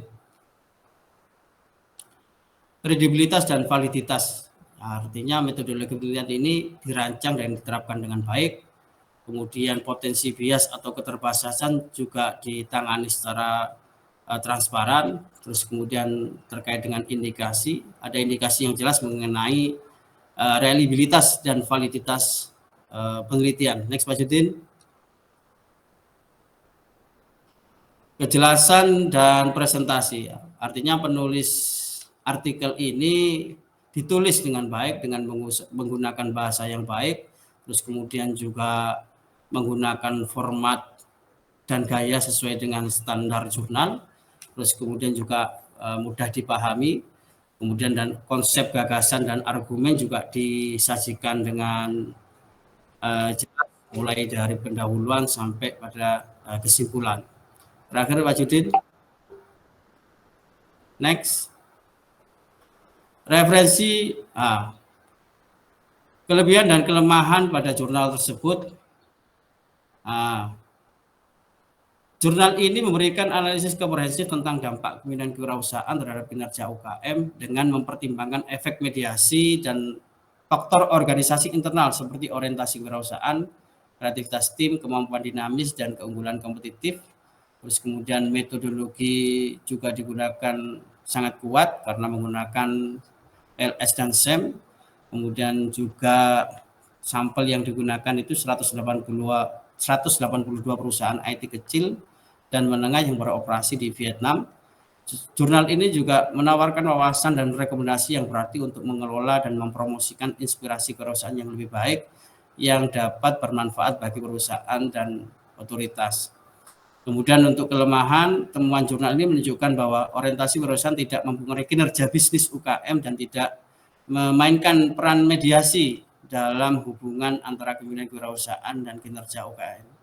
Hal ini bertentangan dengan beberapa penelitian sebelumnya yang menunjukkan bahwa potensi keterbatasan dalam metodologi penelitian ini atau seleksi sampel.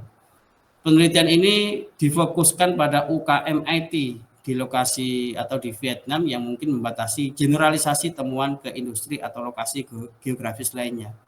Jurnal ini juga tampaknya tidak mempertimbangkan faktor eksternal yang dapat mempengaruhi kinerja UKM seperti kondisi pasar, faktor ekonomi, atau lingkungan regulasi.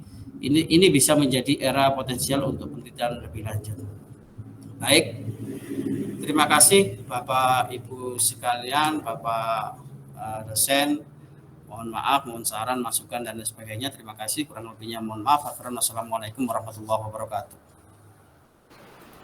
Waalaikumsalam. Terima kasih kepada Pak Lutfi dan Pak Sueb. Baik, sesi selanjutnya yaitu sesi tanya jawab. Silakan bagi yang ingin bertanya kepada siapa. Terima kasih. Silakan.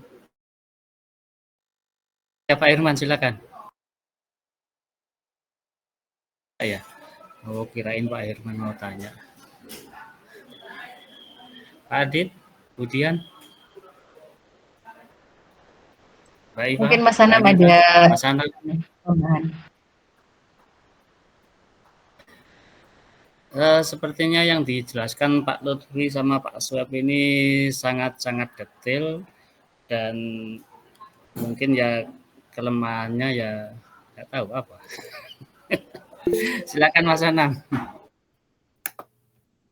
Ya, terima kasih atas kesempatannya. Cukup menarik sih yang rata-ratanya ini Pak Sueb sama Pak Lutfi ini didominasi artikel-artikel yang dari Q1 sampai Q2. Terus ada yang Sinta.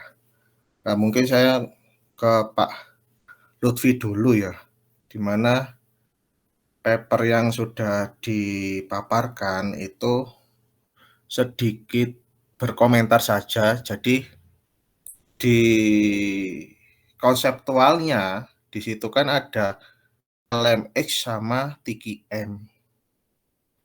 Nah, di situ merupakan apa ya? Merupakan bukan suatu variabel malahan. TQM sama LMX itu masih dari tataran konsep. Nah, penelitian itu kan seharusnya kan meneliti variabel bukan konsep, kecuali kalau kualitatif konsep oke. Kalau di kuanti itu harus variabel, di mana meneliti hubungan antar variabel itu seperti apa. Nah, itu komentar saya dari papernya Pak Lutfi mengenai LMX sama TQM. Nah, untuk yang Pak Sueb, memang rata-rata ini papernya bagus, publishernya. Cuma pada saat di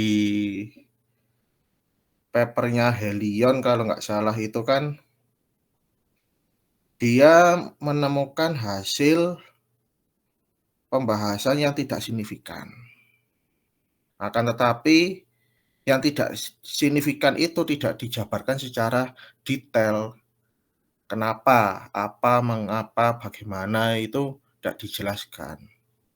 Nah, kemudian hasil yang dieliminasi pun itu pun juga dijelaskan secara tabel.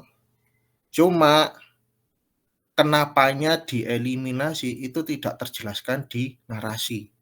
Itu ya kalau yang saya lihat. Kemudian untuk yang berikutnya itu di papernya MDPI ini kan kadangkala di beritanya Indonesia itu sempat mau di apa ya, kalau nggak salah itu masih dalam berita kontroversi lah, karena ada yang menganggap bisa terakui sama tidak terakui bagi di kalangan akademisi. Nah, cuma di papernya ini kalau saya lihat dari kontennya itu sederhana sekali ulasannya. Jadi kayak gimana ya? Ulasannya diberikan itu antara informatif sama nggak informatif, karena itu tadi sangat sederhana, nggak detail di setiap sub pembahasan. Misalkan di di introduction-nya itu sangatlah singkat, padat, jelas. Apalagi tinjauan pustaka yang diulas dan juga metode. Selain metode itu pembahasan hasil pun juga sama, diperjelas sama dipersingkat, jadi nggak ada uraian kenapanya dan alasannya, dan juga simpulannya pun juga sama. Mungkin itu komentar saya dari paper yang telah dipaparkan oleh Pak Lutfi sama Pak Sueb. Terima kasih. Terima kasih Mas Anam. Barangkali Pak Lutfi dan Pak Sueb ingin menjawab atau bagaimana? Silakan.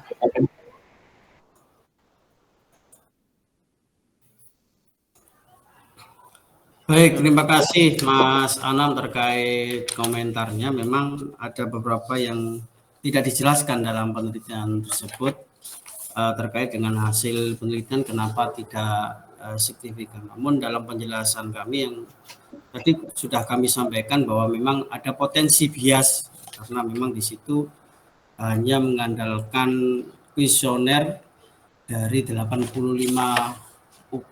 pemilik UKM, yang mungkin itu bisa menyebabkan ketidaksignifikan dari jurnal tersebut. Dan memang tidak dijelaskan kenapa tidak signifikan di situ. Ya, tentunya ini kalau Pak Dayat pilih amannya ya tanya ke penelitinya. Tanya ke penelitinya. Kenapa tidak dijelaskan dalam tidak kesignifikannya dari penelitian itu. Itu mungkin Mas Anam. Terima kasih. Mungkin Mas Anam bisa bantu jawab kenapa yang 85 bisa masuk Q1 atau berapa itu? Kok bisa lolos? Sebenarnya kalau saya baca di sini itu tergantung dari dia itu kan belum menyebutkan secara rinci di bagian populasi sampel.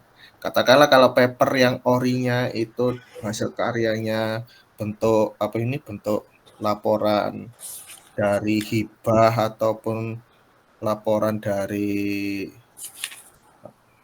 disertasi atau tesis atau skripsi sebagainya. Nah, kadang-kala kan orisinilnya kan di situ. Nah, dia belum mengungkap 85 itu karakteristiknya dari dari responden maupun yang diteliti usahanya itu seperti apa, sehingga dia cuma menyantumkan 85. Andai kan di situ dinarasikan 85 itu terdiri dari apa, maka itu lengkap. Dan juga dari 85 itu sudah mewakili apanya dulu, apakah karyawannya ataukah si owner. Kalau si owner kalau dihitung 85 ya tetap 85. Kalaupun 85 akan tetapi yang diteliti adalah karyawannya yang bekerja di situ lah, hitung-hitungannya sudah melebihi. Akan tetapi di paper di situ cuma menyebutkan 85 saja. Nah ini apa ya, kalau dugaan saya Mas Yan, di paper orisinilnya itu dijelaskan secara detail seperti itu atau enggak. Karena kan kalau sudah dijadikan paper artikel, maka sudah apa ya, hal-hal yang begitu penting terkadang itu terlewat untuk diulas di papernya seperti itu. Padahal untuk menyantumkan apa ya, mempublish di Q1 ataupun di Q2, metode itu harus serinci-rincinya, baik itu dari apa itu pendekatan, jenis, metode sampai analisis datanya. Nah, di beberapa tulisan yang telah dipaparkan itu Pak Sueb maupun Pak Lutfi, kalau saya lihat itu ada yang rinci, ada yang tidak, seperti itu di metodenya.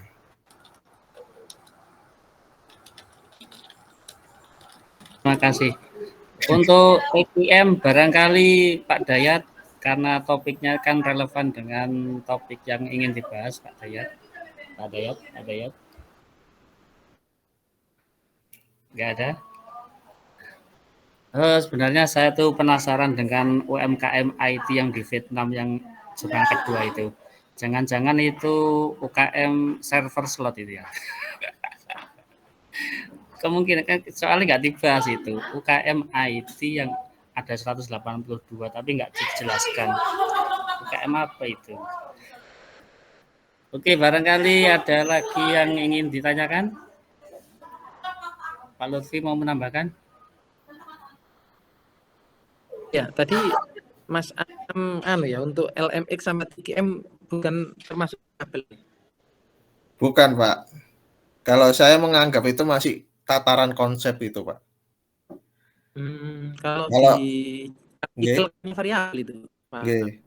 Kalau saya itu memiliki mindset seperti ini Pak. Kalau dari unsur-unsurnya ya, kita kan sebagai peneliti itu harus mengetahui statusnya dulu itu seperti apa di masing-masing apa ya, sebutan dari entitas itu. Misalkan gini Pak, kalau saya beranggapan LMX sama TKM itu masih bagian dari konsep, bukan variabel. Lah konsep itu kan masih abstrak. Sedangkan variabel itu apa itu hitungannya Ya, itu di sini. bisa terukur semua, measurable dan quantifiable. Bahkan saya sudah mengklarifikasikan bahwasanya untuk yang berkaitan pencarian data itu kita harus mengetahui dulu apa itu klasifikasinya. Kan untuk klasifikasinya kan ada yang konsep, ada yang konstruk, ada yang variabel, baru data. Nah, data ini indikator sama item. Nah, variabel itu dari beberapa apa itu yang tercantum itu sudah mewakili variabelnya.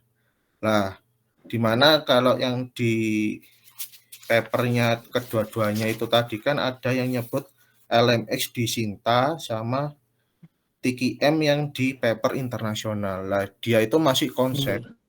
Nah, konsep itu kan masih abstrak, perlu diuji kembali. Seperti itu, Pak. Jadi apa ya? Masih dalam tataran bentuknya itu belum bisa terukur. Nah, abstrak itu kan nggak bisa terukur, Pak. Nah, itu kan TKM terhadap open innovation sama performance. Kalau open innovation sama performance SMS itu masih bisa terukur, Pak. Dia.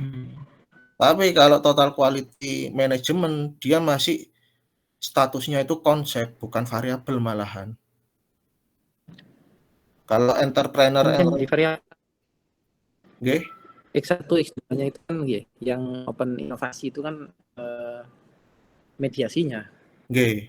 Cuma kan yang saya kritik di papernya jenengan itu kan yang di TKM-nya bukan variabel lain karena dari 3 entitas itu Mas sudah bisa dianggap sebagai variabel.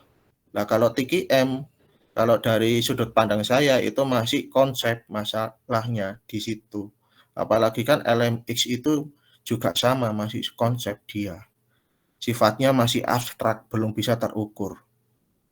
Terukurnya di kuantitatif kan harus measurable sama quantifiable. Itu kalau kritikan dari kedua papernya jenengan. Berarti ini di gambar ini kan atau di kerangka konsep ini sebagai variabel kan ini? Nggih. Entrepreneur orientasi sama total quality management ini kan jadi variabel dimediasi oleh Open Inovasi itu. Oke. Ke kinerja apa namanya UMKM ini. Kalau yang di paper 1 itu yang Cinta 2 itu kan sebagai apa namanya?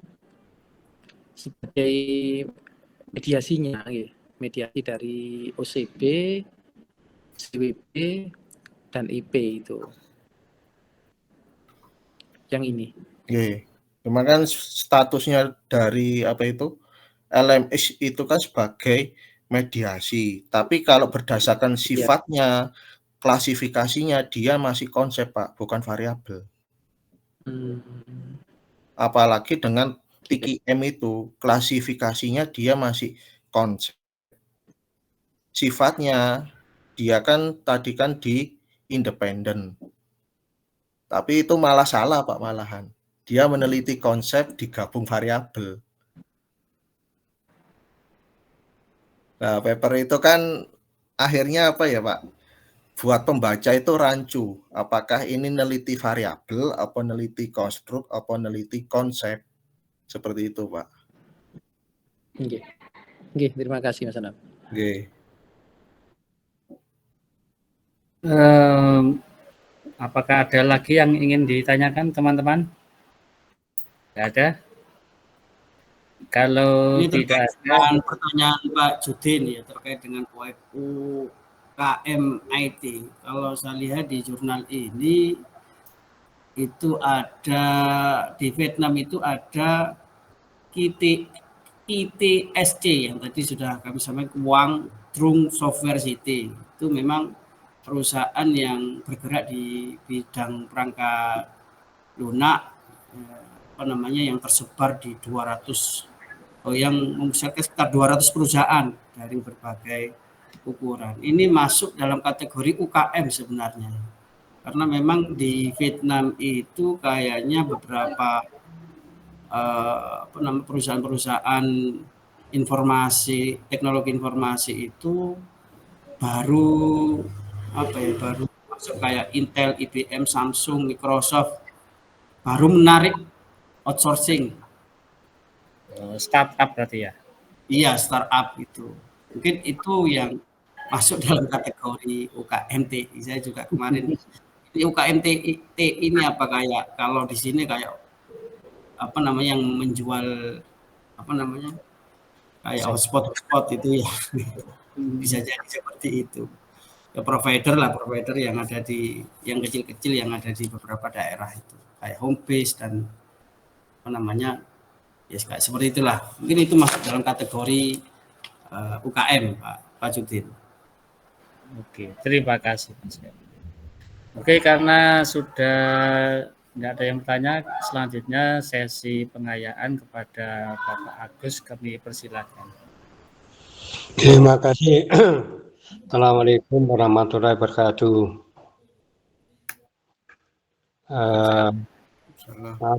Saya menggunakan HP karena ada trouble di laptop ya, hingga menggunakan HP. Yang pertama tentunya adalah tadi yang banyak dipermasalahkan adalah teori tentang TQM ya. Saya setuju dengan Pak Anam ya tadi ya. Yang mengatakan bahwa ini konsep ya, jadi terlalu besar gitu loh. Karena konsep dia terlalu besar, karena kalau kita bicara TQM memang masih itu kan kalau dalam konsep TQM itu kan dia pada dasarnya itu membicarakan tentang proses ya. TQM itu adalah proses yang di mana seorang organisasi, dalam organisasi yang besar katakanlah, atau kecil sekalipun tidak apa-apa, UMKM katakanlah, itu masih harus menghilangkan atau mereducing segala hambatan-hambatan ya yang ada pada proses pelaksanaan pencapaian organisasi, dan juga mendeteksi segala hambatan maupun menghilangkan hambatan. Itu konsepnya seperti itu, sehingga lebih pada konteks untuk merampingkan supply chain management. Jadi terkait TKM ini supply chain management, dan teorinya teori lama sebenarnya, tapi tetap sampai sekarang TQM itu masih populer ya. Ketika saya kuliah S2 dulu, ya memang 20 tahun yang lalu ya, masih relevan untuk dianu. Tapi kalau kita lihat jurnalnya juga, kalau toh mau kita pecahkan ya, dipecah dalam konteks variabel-variabel oke lah. Tapi kalau dipotret, ini kan motretnya TQM secara keseluruhan ya.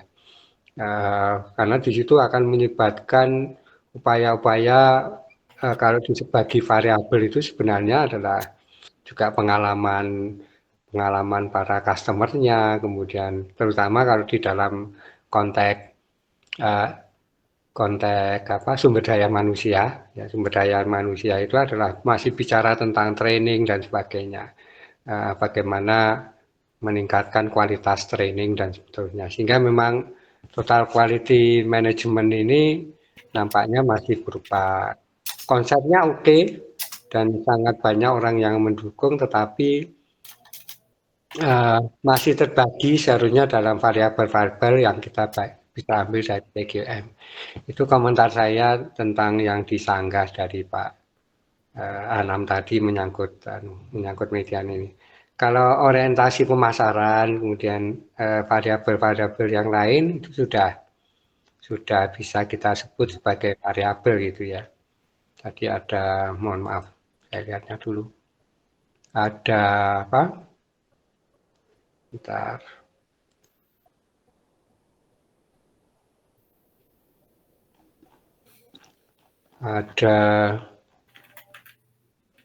Kan ada 4 variabel ya. Variabel yang satu yang dipermasalahkan adalah TQM-nya, kemudian ada entrepreneurial orientation atau orientasi pasar. Oke, dia sebagai variabel. Kemudian keterbukaan terhadap inovasi atau inovasi sendiri kadang-kadang disebut sebagai variabel. Kemudian dikaitkan dengan performanya atau kinerjanya SMEs-nya.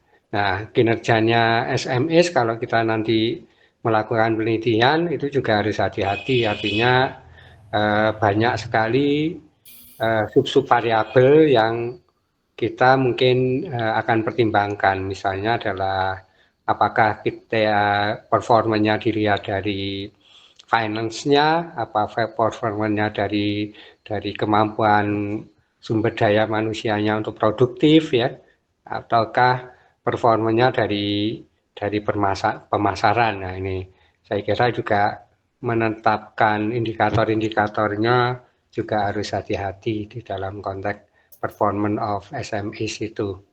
Nah, itu. Kemudian ini settingnya Pakistan, saya kira hampir sama dengan negara kita lah ya.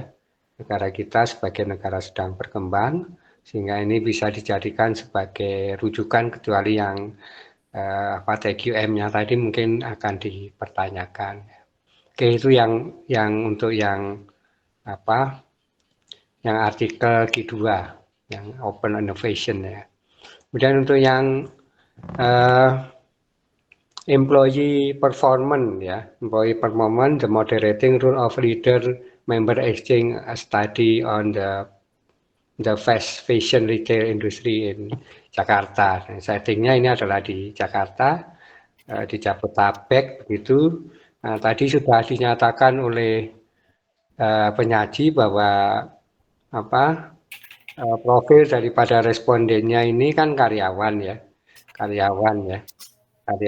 kemudian yang dipertanyakan adalah tentunya adalah apakah mewakili fashion yang ada di Jakarta, karena di sini aspek yang dilihat nampaknya adalah aspek yang employee-nya itu pada industri-industri yang fast fashion retail ya. Fast fashion retail itu adalah industri yang fashion yang senantiasa berubah ya.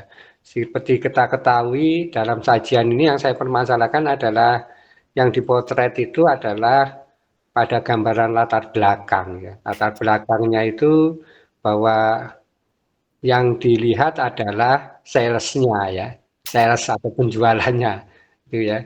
Angka penjualan retail di Indonesia ya, retail secara keseluruhan. Nah itu dijadikan sebagai latar belakang. Nampaknya tidak cocok.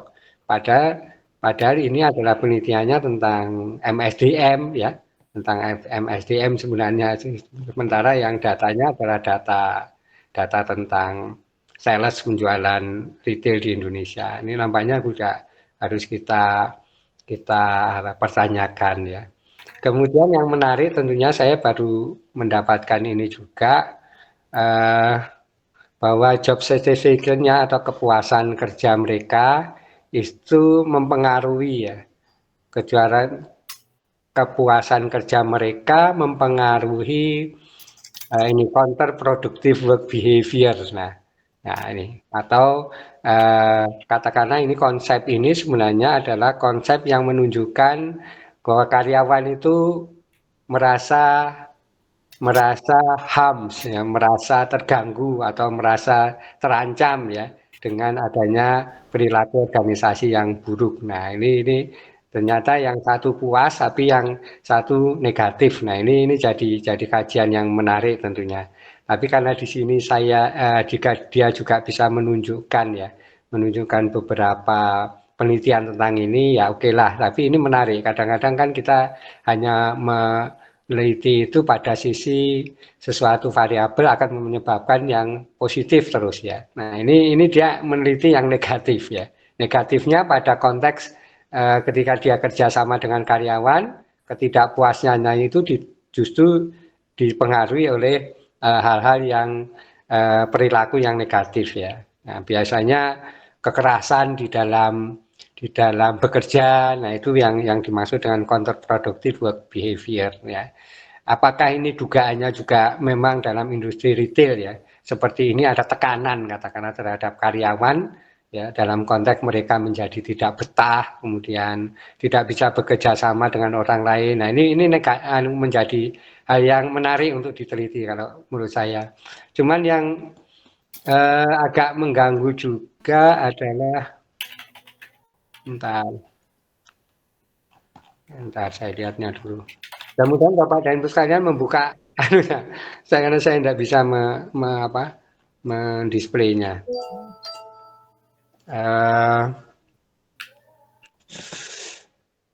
Ini ya tadi betul bahwa 150 employees yang dijadikan sebagai responden ya dari 17 store ya, dari 17 store, tapi tidak di dasarnya adalah store-nya atau outlet-nya, bukan pada konteks jumlah karyawannya. Ini aneh ya menurut saya ya.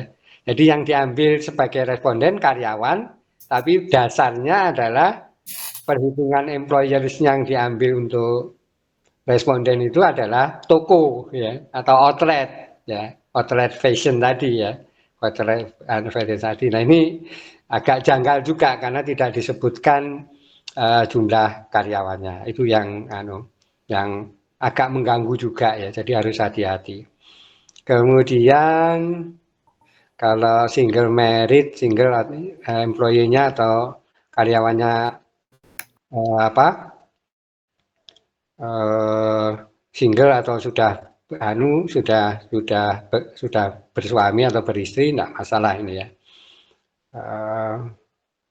Ini pegawai kontraknya dan permanennya juga ini ada perbedaan jumlah ya, 55% dan 45%. Ini juga tentunya tidak mengganggu ini saya kira.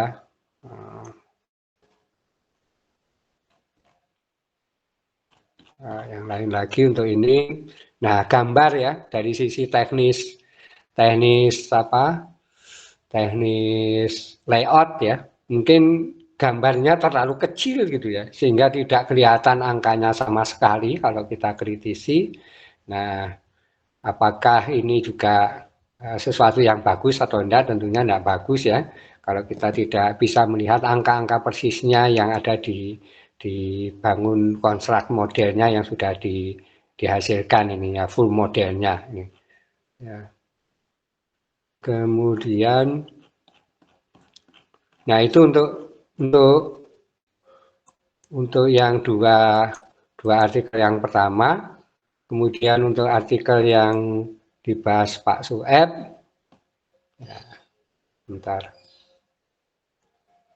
Yang Pak Sueb ini kan sustainability cukup populer dan banyak penulis Indonesia yang menulis di sini, meskipun tadi Pak Anam meragukan ya, agak meragukan ya. Ini ditulis tahun berapa ya tadi? Tahun 2022.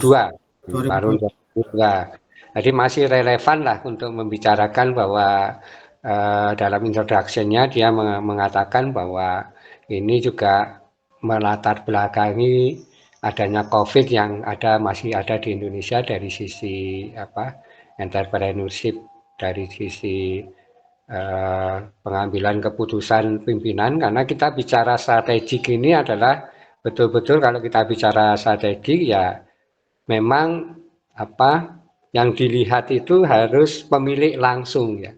Cuman di dalam latar belakang misalnya saya agak terganggu dengan bahwa riset ini dibandingkan dengan hasil penelitiannya Georgievich, bukan Djokovic ya, tapi Georgievich ini ya. Ini agak mengganggu karena dia meneliti di Finlandia, Jerman, Prancis untuk perusahaan-perusahaan yang besar. Mengapa saya katakan besar? Karena dia penelitian dibandingkan dengan yang multinational companies ya. Kalau kita bicara multinational companies ini kebanyakan perusahaan-perusahaan besar ya, atau menengah ke atas ya. Kebanyakan ya, meskipun tidak semuanya. Tapi mungkin ini hanya diambil dalam konteks mengambil teorinya saja ya. Mudah-mudahan seperti itu, tidak membandingkan dengan perilaku dari perusahaan multinasional yang tentunya pengambilan keputusan yang sifatnya strategik itu akan beda dengan yang kecil ya, seperti itu. Kemudian sampelnya 85, nah ini sudah betul ya, sudah betul bahwa dia akan melakukan penelitian ini hanya untuk owner saja ya, untuk SME yang owners. Cuman yang owners ini apakah dia juga perlu ditegaskan Bapak dan Ibu sekalian dalam penelitian nanti disertasi Bapak dan Ibu sekalian, kalau pimpinan ini apakah owners itu murni owners atau dia juga berfungsi sebagai pengambil kebijakan atau pengendali perusahaan. Karena ada yang kalau owners itu kan kita persepsikan sebagai yang memiliki atau yang memang mengendalikan perusahaan, tapi belum tentu. Kadang-kadang perusahaan-perusahahan kecil dan menengah, kalau kita juga memasukkan menengah, itu dia hanya investor saja, tapi tidak menjalankan organisasi. Oke, kalau ini terjadi tentunya kita harus tegas, karena ini adalah keputusan strategis. Ownersnya itu dinyatakan sebagai orang yang juga mengendalikan perusahaan atau menjalankan perusahaan. Jadi bukan sekedar investor sebagai owners. Ini owners, dinyatakan owners gitu aja tanpa pernyataan di metodologinya itu apakah dia juga sebagai pengendali perusahaan. Kemudian juga masih ada ya, padahal ini keputusan strategik ya, dari data profil SMEs-nya ini, leadership-nya itu masih ada yang di bawah 1 tahun ya, 1 tahun gitu ya, sehingga ini perlu kalau dari sisi pengalaman katakanlah, apalagi pengambilan keputusan yang strategis itu hendaknya lebih dipertimbangkan yang 3 tahun ke atas gitu ya, sehingga kedewasaan di dalam pengelolaan organisasi itu lebih baik dibandingkan dengan mereka yang umurnya hanya baru 1 tahun perusahaannya itu ya. Nah, itu. Kemudian tidak diterangkan tentang retail ya, retail, manufacture. Nah ini perusahaannya kan modern retail sama konvensional retail, ini apa saja juga kurang dijelaskan. Yang baik tentunya adalah kalau kita bisa menjadikan sebagai rujukan itu adalah sudah adanya pertanyaan-pertanyaan Bapak dan Ibu sekalian. Cuma lagi hati-hati lagi sekali lagi kalau kita memilih pertanyaan-pertanyaan atau item-item pertanyaan yang untuk perusahaan yang sangat terlalu kecil itu pertanyaannya harus lebih operasional karena mungkin saja pendidikan mereka tidak tinggi gitu ya. Bahkan kemarin yang presentasi kemarin untuk IKN ya, industri bukan IKM, industri yang ada di NTB kemarin ya, itu pendidikan kebanyakan mereka SMA. Nah ini jadi harus hati-hati gitu aja. Juga penerjemahannya, kalau penerjemahan mungkin sekarang tidak masalah seperti dulu. Kalau dulu kita mentranslate gitu pakai Google tidak karu-karuan ya. Nah sekarang sudah menggunakan AI intelijen juga bisa ya, I/O juga ya bisa. Nah, ini yang menarik tentunya adalah juga di sini bahwa tulisan ini hanya terdiri dari 3 variabel. Dan ini sudah kalau kita bisa menulis secara padat begitu, banyak hal yang bisa didiskusikan di dalam tulisan ini. Ya, seperti itu ya. Research dan findingnya semuanya accepted, memang wajar ya. Cuman kalau ini ada 2 tampilan. Oh ini tampilan keseluruhan ya. Inner model sama struktural modelnya enggak apa-apa.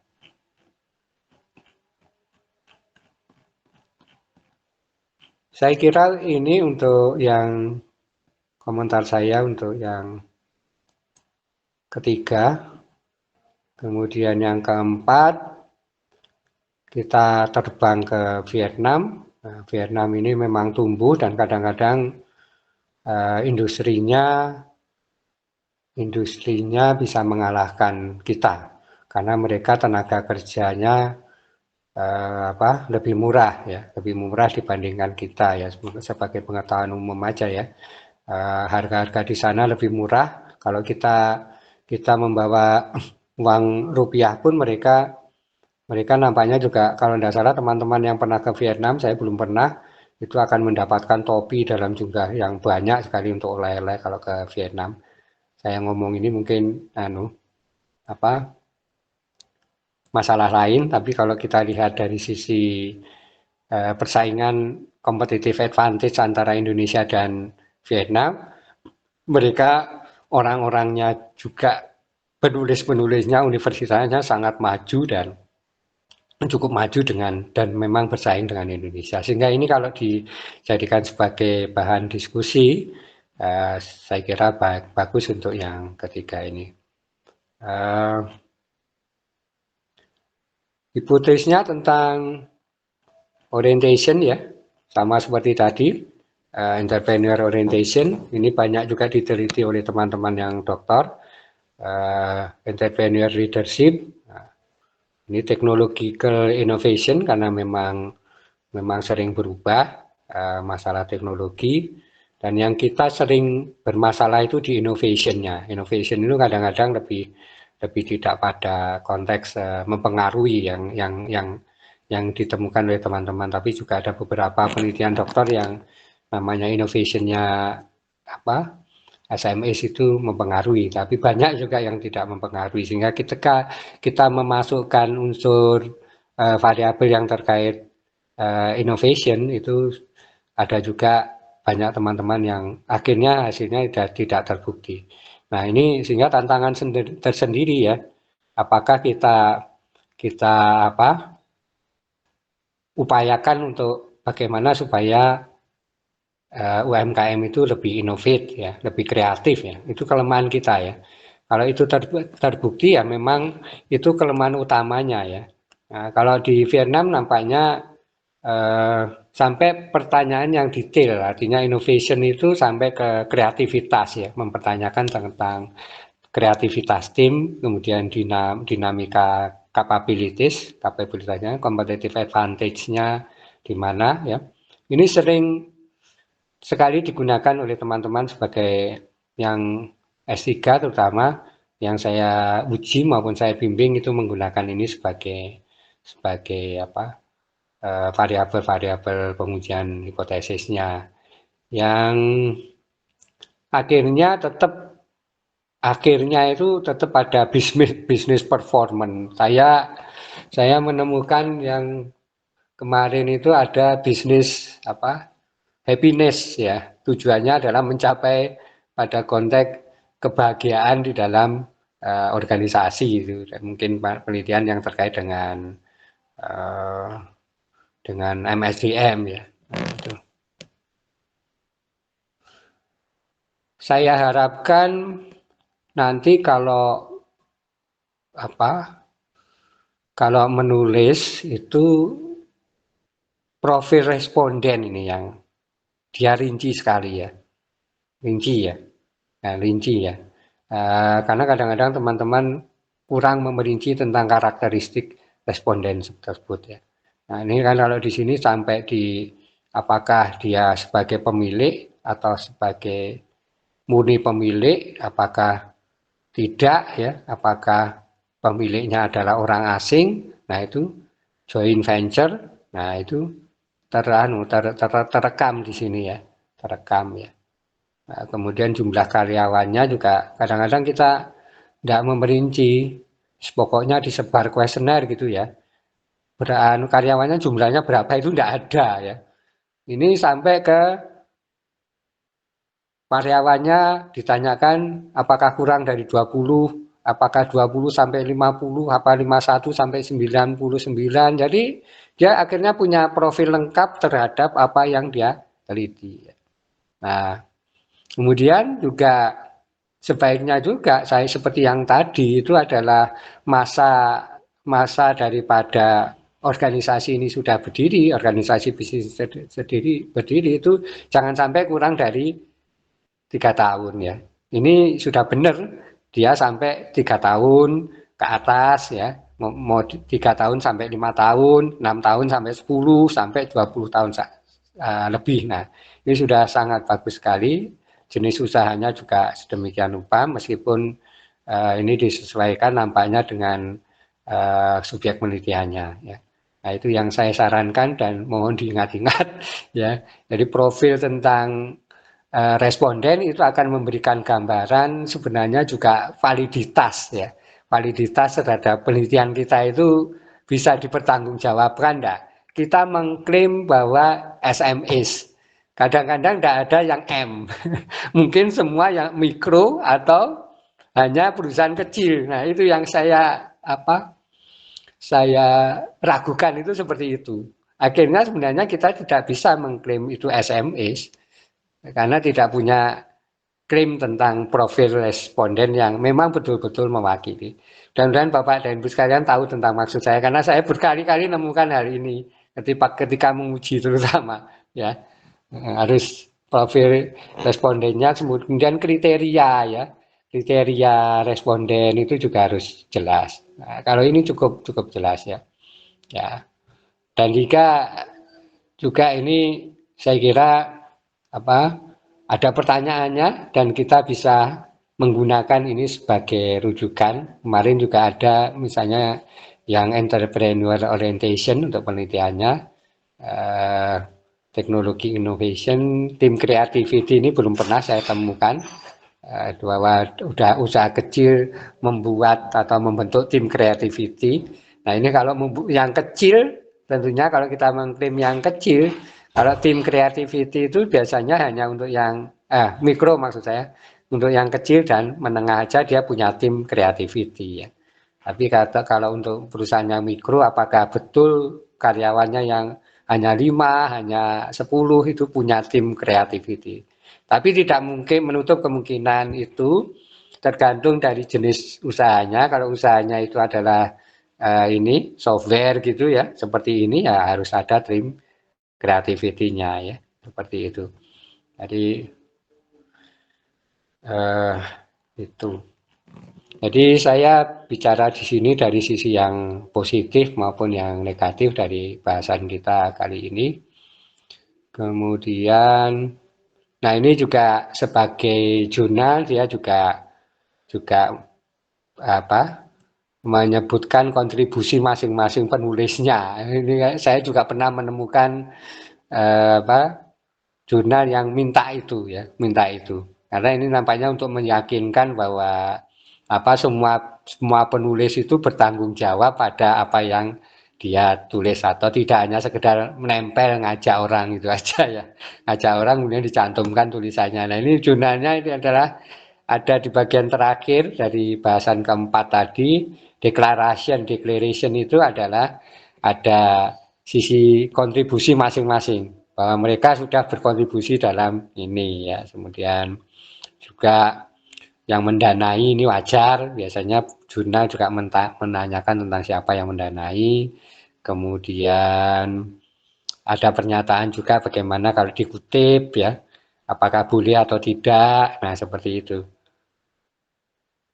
ya, seperti itu. Ada juga jurnal-jurnal yang minta detail gitu ya, mungkin Q2 atau Q1 ya, detail bahkan sampai ke perhitungan ya, perhitungan statistiknya suruh ngirim ya. Nah ini minta, nampaknya jurnal ini juga minta dikirim, tapi dia mengatakan tidak ada informasi yang lain yang dia akan kirim ya, seperti itu. Jadi dia mengirimkan melulu pada tingkat hasilnya ya, tidak perhitungannya, mungkin seperti itu. Jadi hati-hati kalau nanti Bapak dan Ibu sekalian ke Q1 atau Q2 itu biasanya sangat cukup ketat ya, meskipun yang Q2 ada yang akan longgar-longgar gitu ada. Itu Bapak dan Ibu sekalian, terima kasih atas perhatiannya. Mohon maaf minggu yang lalu kita ikut seminarnya, dan ikuti terus seminar yang ada dalam seminar proposal maupun seminar hasil, sehingga Bapak dan Ibu sekalian akan mempertajam sense atau sense bukan hanya sense ya, mungkin adalah mempertajam daya olah nanti ketika Bapak dan Ibu sekalian melakukan penelitian yang sesungguhnya. Saya kira itu komentar saya, mungkin terlalu banyak ya. Sampai jam 11.35 sudah zuhur, sudah adzan. Bagi yang mau ke masjid sudah terlambat, mungkin mohon maaf. Oke. Terima kasih. Maaf saya tadi melihat teksnya sehingga tidak menampilkan wajah saya. Terima kasih itu Pak Anam, Pak Sirojudin, Pak Sueb, Bu Ipa. Oke. Semuanya. Ini minggu depan masih ada perkuliahan ya Pak? Masih ada yang tampil enggak? Katanya enggak. Habis. Habis.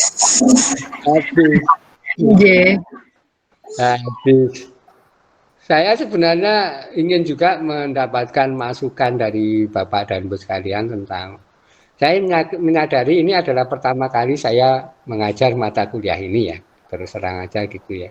Mungkin ada kelemahan dan kekurangan dari mata kuliah itu. Artinya kita introspeksi ya. Program studi ini kan baru berapa tahun gitu ya, sehingga tidak pengalaman. Dosennya juga mohon maaf saya langsung ditunjuk gitu, ada jujur saja ya. Langsung ditunjuk aja, Pak aku juga mau ngajar ini ya, karena punya pengalaman di S3 juga. Tapi tentunya S3 saya ketika itu tidak sedetail sekarang ini, sehingga mungkin kontennya mata kuliah ini saya tidak tahu benar apa enggak kalau keinginan saya seperti ini ya, tentunya meskipun saya sudah membandingkan dengan teman yang sudah mengajar mata kuliah ini. Sehingga untuk minggu depan oke, kita selesai saja kuliahnya, silakan kerjakan yang lain supaya Bapak dan Ibu sekalian jadi bahagia gitu ya. Saya juga bahagia karena enggak ngajar. Silakan fokus ke apa? Ke proposalnya. Mungkin targetnya kapan ini? Proposalnya itu ini ya. Saya kira sudah. Semoga Desember sudah selesai semua. Desember itu ya. Ini sudah dijadwalkan Pak. Nanti diupayakan bulan Desember sudah selesai semua. Oh semua, wah enggak ada saya yang uji berarti, so saya enggak terima kabar mau uji. Belum Pak. Belum itu Pak. Masih kan proposal, ya. Biar semua yang uji Pak Budi aja. Yang Pak Budi itu sudah saya bilangi, Pak tolong nanti saya kan dulu ya sering ngobrol dengan Bu Mia ya. Tolong yang S3 ini dikawal tentang kualitasnya gitu aja kan Pak Budi. Ya, jadi memang betul-betul kita masih ada yang plus dan minus Bapak dan Ibu sekalian. Sehingga nanti silakan hingga dua minggu ke depannya kan ke pertemuan ke-14 ya. Jadi ke pertemuan ke-15 dan 16 Bapak dan Ibu sekalian silakan memberikan masukan kepada saya dan juga Bu Nurika tentunya ya. Tentang mata kuliah ini apakah ada usul-usul atau perbaikan gitu. Itu aja ya. Atau misalnya Bu Melani, Pak ini pertemuan yang 4 kali offline itu terlalu sedikit, separuh aja Pak, 50% untuk semua PDIM. Mungkin itu ya yang terserah lah ya. Monggo Bapak dan Ibu sekalian, jadi yang minggu depan kita tiadakan, yang minggu depannya lagi tiadakan. Sebenarnya saya lupa ya. Saya itu terbiasa sebenarnya di S1 atau di S2 juga. Itu meminta mahasiswa itu menilai juga temannya yang maju. Ya. Temannya yang maju itu dinilai gitu loh. Nah, sehingga pengamatannya tidak hanya dari dosennya aja. Nah, apakah itu cukup waktu untuk mengingat-ingat ya, ingat-ingat Pak Koirul itu kan Pak Anam kan pertama, Pak Anam bisa api apa ya tak kayak nilai piro itu masih ingat enggak gitu. Kalau Pak Sueb kan sama Pak siapa tapi lupa saya sampai Pak ini kan sudah baru saja. Nah, ini yang lama-lama ini juga biasanya saya seperti itu, termasuk mahasiswa S1. Mahasiswa S1, tolong Anda, ini kan pendidikan juga, kebetulan yang saya ajar pendidikan, calon guru. Tolong ketika temannya tampil, Anda juga memberikan penilaian. Saya diberi masukan, sehingga mereka memberikan masukan ke saya. Nah, apakah seperti itu ya Pak Lutfi ya? Supaya saya, karena saya juga enggak bisa menilai enggak bisa menilai Bu Iva ini loh. Nah, ketika Bu Iva masuk saya tinggal ya. Baru tampil gitu saya enggak bisa. Oke, gitu aja Bapak dan Ibu sekalian, silakan pertama memberikan masukan, yang kedua memberikan kalau bersedia, berkenan tapi tidak wajib memberikan penilaian kepada temannya yang tampil gitu aja. Secara keseluruhan aja nilai akhirnya berapa sih kira-kira gitu ya. Nah, jangan sampai dinilai B, ya.